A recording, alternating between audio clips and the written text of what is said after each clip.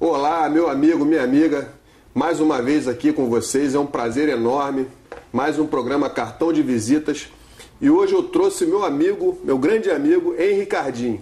O Henry é palestrante, consultor, mentor, professor, o Henry é colunista, ele é um multimídia, esse homem. Ele vem trazer várias dicas bacanas para você que está aí nos assistindo, que é fã do nosso programa, e eu vou deixar o Henry falar um pouquinho. Henry, apresenta o seu cartão de visita. Ademar, é um prazer estar aqui no seu programa. Ademar é um carioca que eu adoro, né? Paulista geralmente fala de carioca de uma forma diferente, mas o carioca trabalha muito, eu descobri isso com você. Como que o carioca trabalha, né? E o mais importante é entender que a vida é muito curta para a gente fazer uma coisa só, para você rotular que você só faz uma coisa, eu sou só isso. Então, muito cedo eu aprendi que só ser lindo, ter 1,90 m, bem socadinho, ser bege escuro, assim, não resolveria. Eu precisaria ter cuca no lance, né? Precisaria de informação. Tem uma frase que eu já ouvi no passado, que você é do tamanho do seu sonho. Eu não acredito nessa frase. O sujeito que faliu uma empresa, não sonhava em falir a empresa. Então, eu vou melhorar essa frase para você. Você é do tamanho da sua vontade e da sua capacidade de realizar um sonho. Então, Ademar, eu preciso ter vontade e capacidade. E para me capacitar, eu preciso estudar. Esse é o desafio. Então, você transmitir informação é muito importante, porque você aprende quando você transmite informação. Mas, transmitir informação tem várias formas. Eu comecei transmitindo informação numa empresa. Você transmite para o seu colaborador, né? Depois eu descobri que para transmitir para mais pessoas, precisaria fazer treinamento.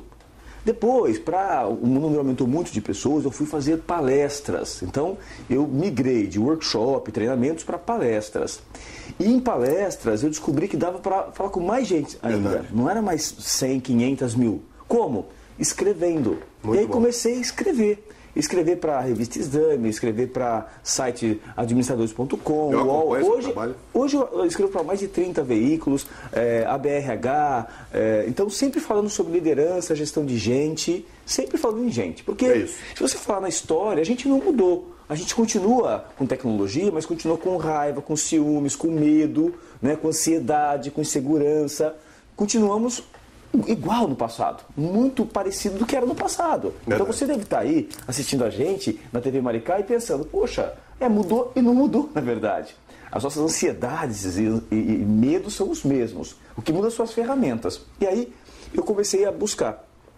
Na aula, eu dou aula em MBA, também você tem a oportunidade de trocar informação, de levar informação para outras pessoas. E dentro da liderança, a gente descobre que todo mundo pode ser um líder. No passado se imaginava que liderança era uma coisa masculina. Vinha uma luz do céu e iluminava um homem e ele poderia ser um líder. E um líder autoritário, Ademar. Autoritário. Eu mando e você obedece. Quem tem juízo obedece, né? E talvez na nossa época, nossos pais eram assim, bravos e mandavam e eram muito rigorosos e autoritários. Só funcionava assim. E hoje a gente descobriu que não é assim que funciona mais. Você tem mulheres que lideram de formas espetaculares. Você fala da Angela Merkel, você vai para outros países e fala, gente, as mulheres têm outras características. Né? Você encontra jovens liderando. Pega esses garotos aí, o Zuckerberg, o pessoal da área de TI, de tecnologia, são são jovens, né? E estão com uma liderança absurda. E quando você deve estar pensando em casa, hoje eu conheço vários líderes, mas eu acho que eu não sou um líder. Pense bem, nós temos um líder que ele é mais democrático, o outro é mais autoritário, o outro ele é laissez-faire, é liberal, ele deixa a coisa acontecer. Qual que é o melhor? Não tem melhor nem pior, tem a hora certa. Para pensar em liderança, a coisa mais simples é pensar em criança, pensar em filho. Por exemplo, você acha que você nasce líder ou você se transforma no líder? Como que é isso? Na sua cabeça, Ademar, a gente nasce líder ou se transforma no líder? A gente pode se transformar. Eu acho que tem as duas possibilidades. Perfeito. A pessoa... A experiência sua mostra isso e você está correto, coberto de razão. Tem as duas situações. Então, eu posso ter uma tendência maior de liderança, desde a infância. Sim. Você coloca 3 crianças para brincar. Elas estão brincando, de repente uma fala, vamos para o escorregador? E os outros 2, 3 coleguinhas seguem essa criança. Então, ela já tem essa tendência à liderança. Verdade. E outras pessoas são mais tímidas, mais recatadas, a comunicação dela não flui tanto, e aí ela precisa, na vida adulta, treinar, experimentar, descobrir que tem ferramentas para poder liderar melhor. Exato. Fazer algumas perguntas. Nosso público ele é composto de empresários, de gente que está querendo crescer junto com a gente, nós queremos também o mesmo objetivo. E o que as pessoas me mandam e-mail e me perguntam muito é o seguinte: nessa época de crise, porque vocês falam lá, eu já ouvi muitas vezes, você saindo de uma palestra, de um treinamento, vocês fazem as coisas parecerem tão fáceis, mas no dia a dia é muito difícil. E quando você fala de liderança, né, que é uma coisa assim que tem despontado muito no mercado, muitos treinamentos, inclusive, as pessoas estão aproveitando muito esse fato, porque de fato é importante. E a pessoa fala assim, mas como é que eu consigo fazer? Acontece muito, eu dou muito treinamento de vendas, né? E as pessoas falam, mas eu não sei vender. E eu imagino também que as pessoas falam para você, mas eu não nasci para ser líder, não consigo liderar. E como é que a pessoa que está nos assistindo, como é que ela poderia fazer para começar? A pessoa que está, como se disse, eu não consigo liderar, eu não sei como é que faz isso. Qual seria um caminho? O primeiro passo é lembrar que o mercado ele disponibiliza de muitas ferramentas. Então, o primeiro passo é descobrir se você deseja. É assim, Rademar, ensinar uma criança, nós chamamos de pedagogia. É a técnica, né? A ciência para ensinar uma criança. Aí a criança, você às vezes nem fala para ela a palavra, ou só de você se comportar de uma certa maneira, ela copia. Ela observa de forma empírica, né? Só de observar ela começa a seguir você. Usa até o seu palavreado, a forma que você se comporta. O colaborador da empresa é igual. Então ele também te observa. Só que o adulto, para você ensinar um adulto, então o nosso empreendedor, empresário, executivo que nos assiste, ele deve pensar, poxa, então o jeito de me ensinar, de eu aprender a ensinar o meu colaborador, o meu colega é diferente? Chama andragogia. Andragogia é ensinar adulto. Para ensinar um adulto, só ensina de duas formas. O adulto só aprende de duas formas. Se ele tiver desejo e se ele for provocado. Então, às vezes, Rademar, ele não tem o desejo de verdade. Às vezes ele fala, poxa, eu queria ter um carro. Qual carro você gostaria? Ele fala a marca do carro, eu vejo o valor e falo, poxa, com a sua remuneração, se você trabalhar 2 anos e os sábados e fizer extra e fizer uma outra atividade, você poderá, então, comprar esse carro. Trabalhar sábado? Aí não, né? Então, ele não quer de verdade. É verdade. Ele não quer de verdade. Então, o primeiro passo ele tem que desejar. E nas palestras, o seu papel, o meu papel como palestrantes, ele é inspirar o sujeito. Por exemplo, você conhece a França? Eu não gosto da França. Mas você conhece? Não vejo graça na França. E aí, você que vai inspirar o seu cliente para promover a empresa dele, fala, poxa, vamos propiciar uma viagem para Paris. Você começa a mostrar a comida que tem em Paris, a cultura, os museus, as pessoas, os parques, os lugares. E a pessoa não conhecia, ela ficou inspirada. Inspirou, Rademar, ela deseja. Causou o desejo. Primeiro passo, começou a desejar. Se o desejo for muito forte, ela vai precisar ser provocada e vai realizar. Então, Henri, mas assim, ela acorda de manhã e fala, pronto, mudei, agora eu vou realizar, vou mudar minha empresa. Acordei cedo hoje, agora eu quero. Não é bem assim. É um começo, pode ser um começo. É um começo para inspirar. Sim. Entretanto, ele vai buscar ferramentas de planejamento, ele vai lá na internet, poxa, eu não tenho dinheiro assim, para investir tanto nesse momento. Na internet, você procura lá 5 Ws e 2 Hs, você vai aprender como faz uma gestão de planejamento rapidinho, muito simples.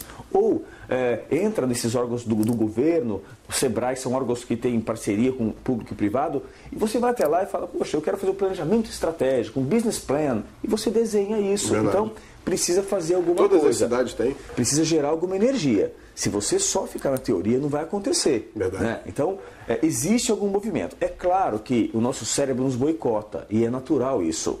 A pergunta é, qual o tamanho da sua fome?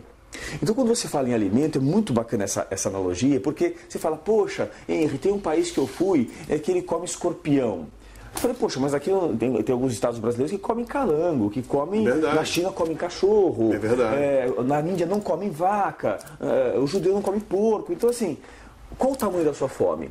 O maior tempero é a fome. É verdade. Se você deseja de verdade, porque você quer ver seu filho na universidade, porque você quer viajar para outros países, você quer aumentar sua dignidade, quer ter conforto, se o desejo for muito grande, você fará, você implementará. É verdade. Porque a minha avó já dizia... Nós somos a prova disso? Sim, é claro. Minha avó já dizia que a dor ensina a gemer. Exato. Então, o sujeito deve aprender pelo amor ou pela dor. Se ele precisar de verdade crescer e se desenvolver, ele vai pegar essa informação Na palestra é só uma inspiração. Sim. No treinamento já tem um pouco mais de horas, você consegue falar mais de conceito. Exato. E ajudá-lo.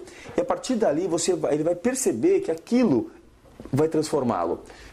Quando você brincou agora, falou, poxa, nós somos uma prova disso. Somos uma prova. Sim. Brasileiro, sem dinheiro, começamos lá, família é muito difícil, a família dava tudo que podia pra gente, me deu lealdade, deu honestidade, dignidade, exato, mas não tinha dinheiro. Então a gente teve que estudar, buscar. E como que estuda? Na nossa época, como era? Era biblioteca municipal, era pegar folha de... Não, era folha de almaço. Nossa. Você ia na biblioteca, pegava o livro, copiava uma folha de almaço, não era nem sulfite. É verdade, e era caro, nem todas as crianças poderiam ter. Exato, e hoje como é? Hoje tem internet, você tem outras formas de fazer isso. Então, velocidade também. A pergunta é, para ir no show de rock, algumas crianças, alguns adolescentes ficam na fila durante alguns dias. Verdade. E quando vai fazer a prova do Enem, algumas atrasam e perdem a prova. Por quê? Porque na cabeça dela não era importante. Está ligado ao desejo completamente, né? E é mais legal, porque o adulto, ele não faz o certo e errado. Não é assim que ele escolhe certo e errado. Ele faz o que ele deseja. Exato.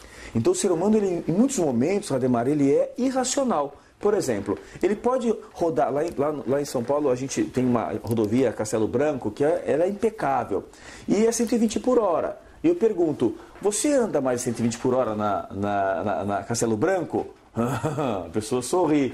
Mas se não é racional, é perigoso, pode morrer, pode tomar multa. Qual que é uma via aqui? Dizem que aquela via pede para andar mais rápido. Sim, qual que é a via aqui no Rio que vocês correm um pouco mais? Rapaz, a Dutra, a Ayrton Senna, que agora... A Ayrton Senna é perfeita, é antiga Trabalhadores, né? Na verdade, não, em São Paulo é antiga Trabalhadores. A Ayrton Senna aqui, na verdade, é antiga, na Barra da Tijuca aqui também, tem um caminho que leva a Barra, agora eu não lembro o nome antigo dela. Agora fica... Linha amarela. Linha amarela. Obrigado pela dica, grande Magno. A equipe aqui ajuda, a gente interage. Linha amarela. Linha amarela, Avenida Brasil também, dá o que agora está em obra. Então a pergunta é, você é racional? Você é racional. E aí você já andou mais de 120 por hora na linha amarela? Você já bebeu e dirigiu depois? Mas você falou que era racional. Sabe que é proibido? Você sabe que não pode ultrapassar a velocidade? A pergunta é, não é certo e errado. Eu desejo ter uma vida melhor. Exato. Meu desejo é muito forte. O que te impulsiona, né? O que te impulsiona? E aí você busca ferramentas, ou treinamento, ou revistas, livros, palestras, mentoria. Você conhece bem mentoria? Você já está me antecipando uma pergunta que já estava no caminho. Eu queria que você falasse exatamente sobre isso. As pessoas ouvem falar muito de... Quando eu falo em coaching, né? E as pessoas ainda não... O mundo empresarial, o povo mais seleto já conhece isso, né, de grandes corporações, conhece isso a fundo. Mentoria, coaching, consultoria, enfim, é uma linguagem bem fácil, né? E consultoria, a maioria conhece. Mas o funcionamento em si, as pessoas confundem muito. Me perguntam, mas isso é mentoria? Confundem coaching com mentoria, com consultoria. E eu queria que você falasse, você é um grande mentor, eu te acompanho aí, tem... das revistas e dos vídeos e tudo, das tuas palestras. E eu queria que você falasse também um pouco disso. Como é que é a mentoria? Como é que e o que proporciona para o cliente? A forma mais simples é pensar. A palavra é uma palavra inglesa, né? O mentoring ou o coaching é uma palavra inglesa. Mas, primeiro conceito, o coaching, ele usa esse tipo de treinamento, né? Coaching é treinamento. Esse tipo de treinamento, como ele funciona? Eu preciso provocar você. A resposta está aí dentro. Sim. Então eu tenho que te provocar. Com perguntas. Então nós chamamos de maiêutica, que vem da filosofia de Sócrates, socrática, do filósofo. Então eu faço a pergunta e você responde. Por exemplo, eu estou com sobrepeso. Tá, isso te incomoda? Me incomoda. Por que te incomoda? E você vai fazendo as perguntas para a pessoa buscar essa resposta. Então, no coaching, o conceito é, eu te provoco para te levar do ponto A ao ponto B, mas eu não posso te entregar nada. É tudo seu. Eu trabalho em cima da sua matéria-prima. Então, o coaching não tem entrega. O coaching eu provoco para você me entregar, para você se encontrar. Realizar, né? Exatamente. Do ponto A para o ponto B, de forma objetiva, num período curto de tempo. O coaching ele tem uma celeridade para entregar uma mudança.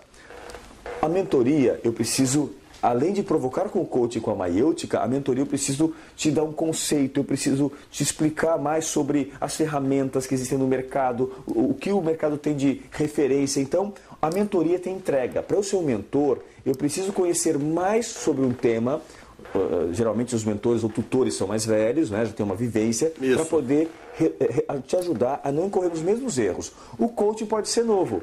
Porque ele vai ter que ter ferramentas e técnicas para provocá-lo. Exato. E não precisa ter necessariamente experiência. Até brincamos aqui no início que eu falei assim, não, na verdade eu vou fazer a sua entrevista, eu não trouxe nada programado e a gente vai fazer como coaching. Eu vou tirar do que você já tem. E aí eu vou te entregando. É isso aí. Exatamente. A gente está com pouco tempo aí, Magno. Já estamos no laço. Então vamos para um breve intervalo, o papo está maravilhoso. A gente já volta. Eu e o Henrique Cardim tem muita coisa boa para trazer.